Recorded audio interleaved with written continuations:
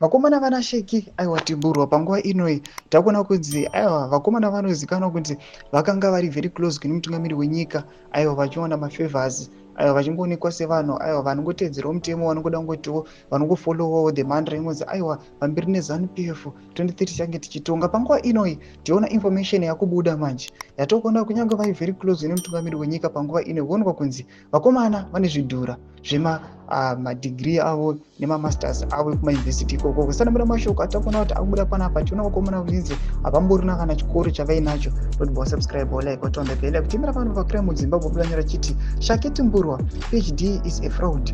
MP never graduated with a doctorate. Here is what we know and what we dug up. In 2023, Timburwa participated in a sham graduation ceremony despite claiming that he realized something was wrong. He proceeded to claim he was earned a PhD and went around town calling himself a doctor. Timburwa began pulling down posts sometime in 2024. So did he accomplish so, but he also continued to use the title and allowed others to use it. UNISA does not have any record of Timburwa graduating with a PhD. His claim of attaining a doctorate in international relations is false. Timburwa does not have a law degree either, and the reputation managers who made his Wikipedia replied on the information he submitted. There are questions about Timburwa's inclusion Forbes Africa C30 under 30 list.